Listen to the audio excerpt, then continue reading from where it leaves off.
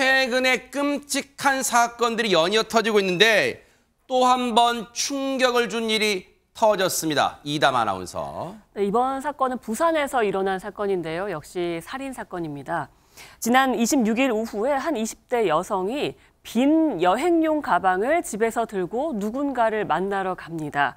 그리고 몇 시간 뒤에 이 가방이 경남 양산의 낙동강 풀숲에서 발견이 됐는데요. 네. 이 안에는 훼손된 시신 일부가 담겨 있었습니다. 세상에. 그날 20대 여성이 만난 사람은요, 한 구직 앱을 통해서 알게 된 또래 여성입니다. 어허. 20대 여성은요, 그 피해자인 이 또래 여성의 자택으로 찾아가게 됐고, 바로 그날 그곳에서 처음 만난 그 여성을 흉기로 살해합니다.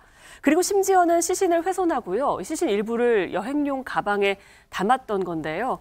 그리고는 그 다음 날인 27일 새벽 피해자 자택에서 한 30분 정도 떨어진 경남 양산 낙동강 풀숲에 이 가방을 유기를 한 것입니다. 세상에. 앞서 CCTV에 포착됐던 그 장면, 여행용 가방을 들고 나가는 장면 보셨죠? 하재근 평론가님, 저기에 세상에, 저기에 이제 뭔가 준비를 하기 위해서 가지고 나간 저런 장면이 있고요. 저기에 나중에 풀숲에서 결국 시신 일부를 담은 그 가방이 발견이 됐는데, 근데 뭔가 이 사건을 은폐하려는 모습으로 보이는데 이 사건이 어떻게 드러나게 됐을까요? 바로 택시기사분이 유심히 본 거예요. 그러니까 저 20대 여성이 피해자의 시신 일부하고 또 피해자 뭐 신분증, 피 묻은 옷까지 이런 거를 저 여행용 가방에 집어넣고 새벽에 네. 택시를 타고 버리려고 간 거예요. 유기를 하려고. 아하. 그런데 택시기사분이 새벽 시간대에 어떤 여성이 커다란 여행 가방을 들고 탔는데 혈흔처럼 보이는 흔적이 가방에 있었다고 합니다. 아하. 그리고 그 여성이 낙동강변에 풀숲으로 가방을 들고 내려서 가길래 그거를 그냥 지나치지 않고 이건 이상하다라고 그렇죠. 판단을 해서 바로 경찰에 신고를 한 겁니다. 아하. 경찰에 출동을 해서 보니까 가방 안에서 여러 가지 뭐 신분증, 피 묻은 옷까지 시신의 일부 이런 게 발견이 되면서 바로 긴급 체포를 한 겁니다. 네, 왜 살인하셨어요? 어떻게 되나요? 시신 왜 훼손하셨어요? 미안한 점 없으세요? 말다툼 때문이라는데 말다툼 때문 맞으세요? 유족 부레기 하고 싶은 말 없으세요? 왜 이런 범행을 저질렀는지도 의문인 가운데 그 내용들이 속속 드러나면서 더욱 의문인 점이 지금 가중이 되고 있습니다. 아하. 이 20대 여성은 구직 앱을 통해서 마치 본인이 고등학생 자녀를 둔 학부모인 것처럼 하면서 글을 올리게 됩니다.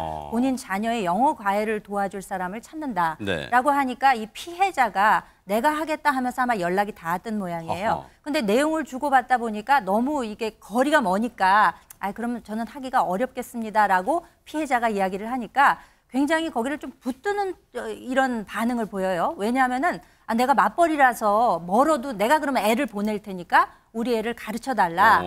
시범 과외를 한번 해줄 수 있겠느냐. 한번 해보고서 결정해도 되지 않겠느냐. 이렇게 설득을 하니까 그러면 주소를 알려줄 테니까 그러면 자녀분 보고 오라고 하세요라고 한 거예요. 그러니까 그 이제 피해자 집을 찾아가게 됩니다. 오후 5시 반경에. 찾아가서 이런 범행을 저질렀다고 하는 점에서 도대체 왜 이런 범행을 저질렀는가 범행 의도에도 상당한 궁금증이 지금 배가가 되고 있습니다. 듣고도 도저히 믿기지가 않아요. 발색이라고 주장하고 있으나 계획적으로 한 건지 아닌지 계속 조사할 예정입니다. 통화 기록 내지는 뭐 동선을 추적하거나 해가지고 공범이 있는지 없는지 여부를 조사를 해야 되겠죠. 20대 여성 체포 직후 경찰 조사에서 피해자와 말다툼을 하다 우발적으로 범행을 저질렀다고 진술했습니다. 그렇지만 경찰 수사에 따르면 20대 여성 범행을 저지른 후에 이 시신을 유기하기 위해서 자신의 집까지 돌아가서 여행용 가방을 챙겨왔고 세상에. 이 과정에서 자신의 범행을 숨기기 위한 도구 등도 준비했으며 옷까지 갈아입는 등 나름 범행 은폐를 위한 치밀한 행적을 보이기도 했습니다. 특히 이 사건의 경우에는 단순히 시신을 유기하는 수준을 넘어서서 시신을 훼손하기도 했는데 그 수준이 일반적인 여성 피의자가 실행하기 어려운 수준이라고 합니다. 이 사건은 여러모로 의문점이 많이 남습니다. 그러니까요. 우선 범행 동기와 관련해서 모르는 사람들끼리 구직 앱을 통해 만나서 갑자기 우발적으로 살해 범행을 저지른다? 범행 동기가 상당히 납득이 되지 않습니다. 특히나 가해자가 고등학생 자녀 과외를 요구한다. 사실과 다른 요구를 하고 있고 피해자가 거부함에도 불구하고 집요하게 만남을 요구합니다. 그러니까요. 어떤 상황에서든 피해자를 반드시 만나야 할 사정이 존재한다는 의미입니다. 또 나름 치밀한 행적을 꾸며내기 위해 애를 썼지만 여행용 가방 내에 피해자 신분증을 남겨둔다? 상당히 허술한 부분도 보입니다. 범행을 은폐하는 과정에서 온전히 오랜 시간 이전부터 범행을 계획했다고 보기에도 다소 부족한 면이 있습니다. 어허. 이 사건은 누군가로부터 범행을 교사받고 범행 현장에서도 누군가 도움을 준 자가 존재할 가능성이 상당히 높아 보입니다. 가해자, 피해자, 그 신변에 대한 전반적인 조사가 필요한 사건으로 보입니다.